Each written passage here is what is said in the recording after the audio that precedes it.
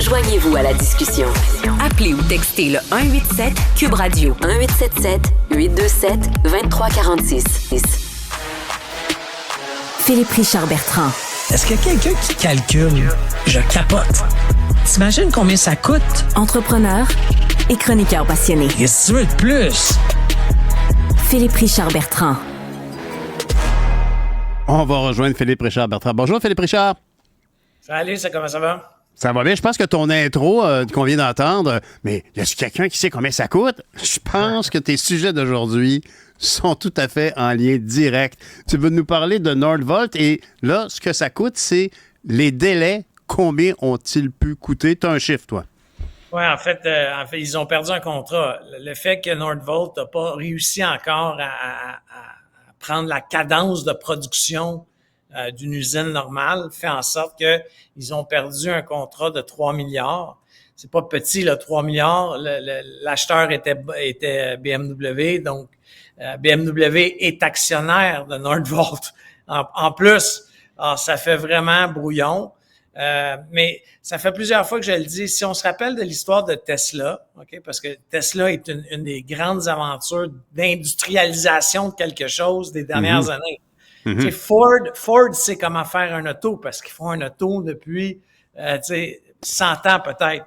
Mais Tesla, qui est arrivé avec une voiture électrique, qui a dû bâtir des usines, ça l'a pris 15 ans à Tesla à être capable de prendre un air d'aller sur sa production. Absolument. Là, je me rappelle que les premières Tesla étaient livrées, puis les gens se plaignaient parce que l'assemblage était pas bon. Puis les gens disaient, écoutez, c'est pas des carrossiers, c'est une batterie avec des pitons, mais le char, il est pas encore là. Et je me rappelle qu'il y avait des gens qui disaient que les Ford, par exemple, je pense que c'est Ford ou c'est GM, c'est peut-être GM qui a fait beaucoup d'acquisitions. Quand on ouvrait la porte d'une voiture, longtemps, là, jusqu'en 1980, sur le seuil, souvent comme sur le seuil en aluminium, c'était écrit « Body by Fisher », qui était une entreprise achetée par General Motors qui faisait à l'époque des carrosses, tu sais, des carrosses avec des chevaux.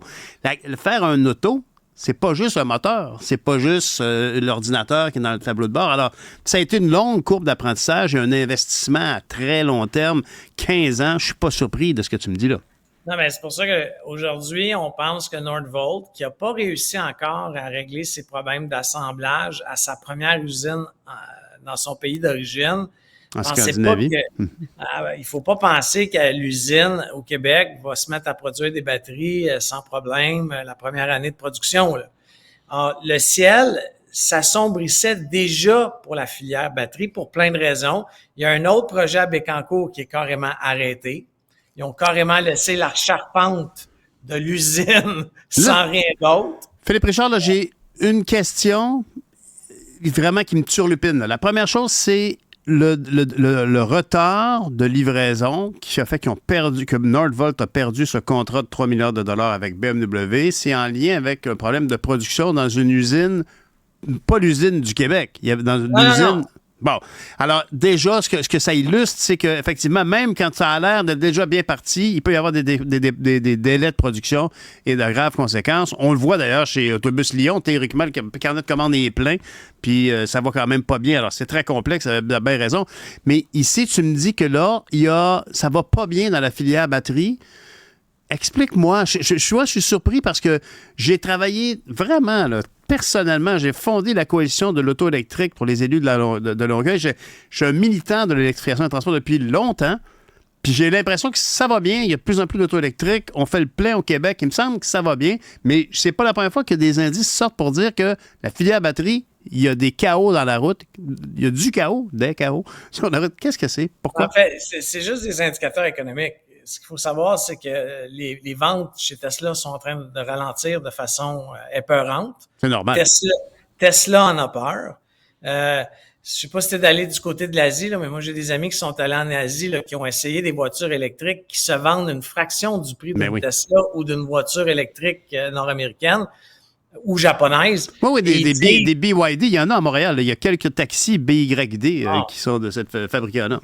Mais ça va faire très mal au marché. Alors là, en ce moment, que ce soit les États-Unis ou le Canada, on met des lois pour être sûr que ces véhicules-là ne se ramassent pas ici. Il y a un retard dans la fabrication des batteries. Il y a un problème que tu comprends que même si demain, par baguette magique et le pays des calinours, il y avait le million de voitures électriques que le gouvernement Legault veut. Le réseau électrique n'est pas capable de le prendre. C'est vrai. Alors, s'il y a 1 million de véhicules qui se branchent le soir, il va falloir que, je sais pas, là, qu'on ferme le centre-ville d'une ville pour alimenter l'électricité. Ouais, Philippe Richard, là-dessus, là, honnêtement, là, il y avait notre chroniqueur économique de mardi dernier qui en parlait. Moi, c'est quelque chose qui m'horripile. Je comprends pas ce qui s'est passé chez Hydro-Québec. M. Fitzgibbon a une vision. On peut être pour, on peut être contre. La loi 96 s'en vient. On peut en discuter. Mais à la base, l'électrification du transport, ça a toujours été une évidence qu'il fallait aller vers ça au Québec. Et Mme Brochu, à l'époque, semblait pas voir qu'il y avait un problème de capacité. Je veux dire, c'est inimaginable qu'aujourd'hui, on se dit « Hey, si on a toutes les voitures électriques que le gouvernement demande, on n'est pas capable de les décharger. » C'est pitoyable. Mais il y a plusieurs facteurs à ça. Hydro-Québec a été pendant longtemps considéré comme une vache à lait du gouvernement du Québec. Donc, le but d'Hydro-Québec, c'était de faire de gros et juteux profits, de garder le réseau dans un état satisfaisant. OK? Mais là, ça nous rattrape aujourd'hui.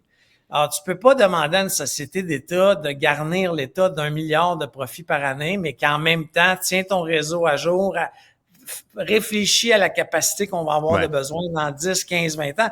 Mais toutes ces décisions économiques nous rattrapent en ce moment. Et là, ça fait que la Société d'État Hydro-Québec, qu'on adore tous, hein, on l'a tout bâti, un peu moins ma génération, mais ce que je veux dire, c'est que c'est un fleuron québécois, on en est tous fiers. Absolument. C'est une prise de contrôle sur une richesse qui nous appartenait pas, puis qui maintenant est à nous. Puis beaucoup de gens ont vu J'aime Hydro, qui d'ailleurs a donné un peu la vision un peu de Sophie Brochu à la toute fin en conclusion. Mais oui, on a tous un sens. Moi, ça m'interpelle vraiment comme citoyen. Là, je fais comme, voyons, qu'est-ce qui se passe avec Hydro-Québec? Elle va avoir besoin de 90 milliards d'investissements à court terme. Il y a d'autres chiffres qui sont projetés. On parle potentiellement de 120 à 140 milliards au total. Mais à court terme, 90 milliards d'investissements. Admettons, pour des nouveaux endroits de production électrique, là. Exactement. Amélioration du réseau, construire d'autres barrages, améliorer les turbines d'un barrage existant. Mais quand tu regardes ça, ça fait en sorte que Hydro-Québec va devoir lever de l'argent sur les marchés mondiaux. Là, elle va se retourner vers des prêteurs internationaux. Mais le prêteur international, tu penses-tu qu'il va dire « Oui, tu peux continuer à donner 1 milliard de profit à l'État. » Il va dire « Tu vas me rembourser moi avant. » Puis tu vas hausser tes tarifs. Exactement. Alors, en ce moment, le modèle économique, c'est pas la faute d'Hydro, là, c'est le gouvernement du Québec qui lui guide des façons de faire, mais qui viennent lui nuire. Et là, en ce moment, ce que ça fait, c'est que les PME du Québec, on a eu une augmentation de 7%, qui est la plus haute hausse de tout le monde qui paye l'électricité au Québec. C'est la PME du Québec qui est en train de la payer. Pendant ce temps-là, la multinationale, la cimenterie, l'aluminerie, elle a un tarif extraordinaire comparé à la PME du Québec. Alors, puis si on se demande pourquoi, c'est que ces grands clients-là ont les moyens de se défendre alors que les PME sont plus difficiles. C'est difficile pour eux de trouver une défense, de trouver des gens qui vont les défendre en cours, j'imagine. Je suis d'accord, mais encore une fois, on a des décisions à faire au Québec. Je pense pas, moi, qu'on peut avoir des alumineries, des filières batteries, des filières de bois, des filières... À un moment donné... Pour en choisir, tu crois?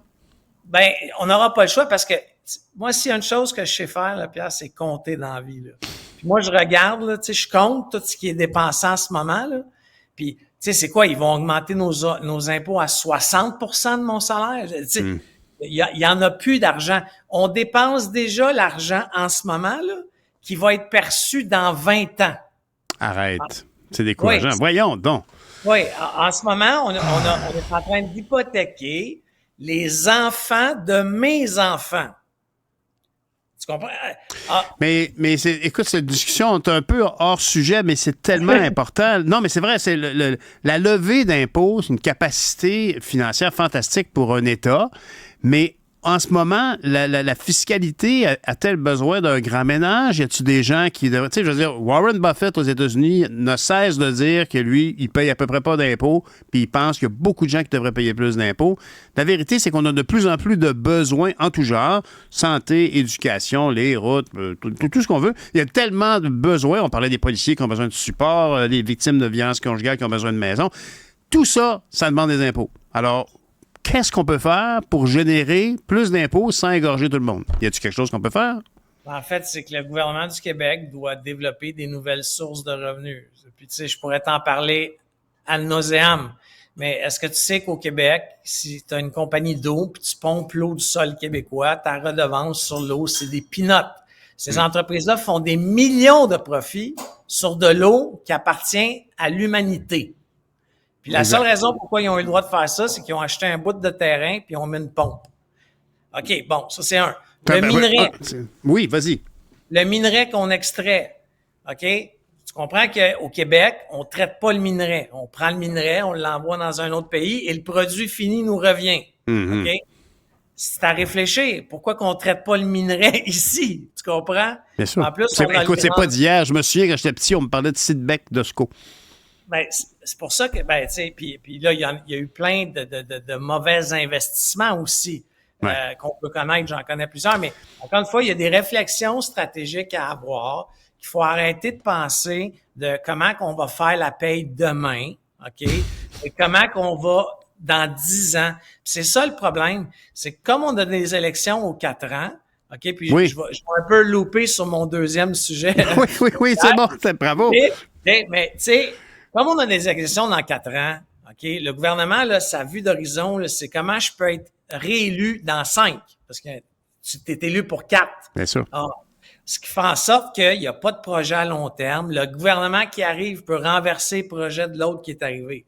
Mais là, prends le troisième lien. Là. Outre qu'on apprend qu'on s'est fait mentir, rouler dans la farine par le gouvernement Legault, parce que la décision de faire le troisième lien, elle était prise et ferme avant même de faire le rapport. Et quand l'on avant le rapport de la Caisse de dépôt, d'après toi, c'était déjà tout pipé d'avance. Tu liras un article dans le journal, ben, tu l'as sûrement lu, là, de Philippe Léger, mon collègue, mais c'était pipé d'avance. Alors, la conclusion du rapport que le gouvernement Legault voulait, elle était faite. La seule problématique, c'est que la Caisse de dépôt, qui est un organisme qui doit rendre des comptes, faire de l'argent, de la profitabilité, elle est arrivée avec un rapport qui disait on n'a pas réellement besoin du troisième lien. Alors là, je ne sais pas qui a inventé ce terme-là, qui est très sexy. Sécurité économique. Alors, ce qu'on est en train de nous dire, c'est qu'ils ont peur que le pont de Québec tombe. Alors, moi, j'aimerais ça que le ministère du Transport me rassure sur le fait que le pont est encore en bon état. Parce que, on a un historique là-dessus, les ponts de Québec qui tombent, faut dire. En plus, mais où je veux en venir, c'est que le gouvernement Legault est en train de faire un grand coup, selon moi, puis c'est ironique ce que je te dis, c'est qu'en ce moment, on dit qu'on va le faire. Tu comprends que leurs chances de gagner les élections sont minces. À ce jour, tout peut changer. Bien sûr. Par contre, ils vont pelleter le problème dans le prochain gouvernement. Tu sais quoi? Imagine, là, peu importe c'est qui le prochain gouvernement, là, mais admettons que c'est pas la CAQ. Imagine ce gouvernement-là dire, finalement, on va arrêter le projet. Là, tu as des coups qui ont commencé, des analyses qui ont été faites. Mais c'est eux qui vont sûrement perdre leurs élections après. Alors, moi, je sais pas si tu le sais, Pierre, mais mon père a été le chef de cabinet du premier ministre il y a 30 ans. Ça fait bien longtemps. Ah oui? De quel premier ministre? Robert Bourassa. Vraiment? Mario Bertrand. Wow. Donc, il y a 30 ans, moi, j'ai vu, j'en ai 48 aujourd'hui, là, mais il y a 30 ans, moi, j'ai vu, comme je jouais au Tonka dans le bureau du premier ministre, j'ai vu souvent les politiciens dire on va commander un rapport à une grosse firme d'ingénierie, mais on va leur donner la conclusion du rapport. Alors, whatever ce que vous étudiez, vous faites des calculs, on va vous donner les 3 lignes de la conclusion du rapport. Oh mon Dieu, c'est décourageant. Moi, personnellement, là, écoute, moi, je suis pas un enfant d'école, là. J'ai fait de la politique en masse, puis je suis très préoccupé par tout ça. Puis, mais il faut vraiment comme voir, se mettre les 2 yeux devant les trous, puis dire, mais qu'est-ce qu'on fait pour nos propres enfants, puis leurs enfants aussi? Je veux dire, c'est comme, on est en train, le cycle électoral, parfois, devient un grand problème. Tu sais, je parlais avec Laure Varidel tout à l'heure. Laure Varidel, c'est quand même ironique. Là. Il y a quelques années, je demandais que la Chambre des communes nomme le ministre à la crise climatique. Ou la ministre à la crise climatique. Et j'avais nommé, à l'époque, j'avais dit, tiens, on pourrait penser au fondateur d'Équiterre, soit Stephen Guilbeault ou Laure Varidel. Il faut qu'il soit sénateur pour ne pas être sujet au cycle électoral de 4 ans. Il faut qu'il soit sénateur et il devienne ministre d'une crise climatique et nommé par le Parlement. Parce qu'à un moment donné, tu as raison, le cycle électoral mène une vision à courte vue alors qu'on a des enjeux sur plusieurs générations à gérer. Ben, les bureaux de sondage en ce moment, on dit à la CAQ, tu veux rester au pouvoir, fais le 3e lien. C'est ça, là, j'ai pas de boule de cristal, j'ai pas d'informations privilégiées, mais j'anticipe que c'est ça. Mais malheureusement, on va se retrouver avec un actif qu'il va falloir entretenir que la Ville de Québec n'a pas de besoin et ni la Ville de Lévis en ce moment. Bon, Philippe, Richard, honnêtement, je pense qu'il faut qu'on s'arrête parce que c'est un peu déprimant.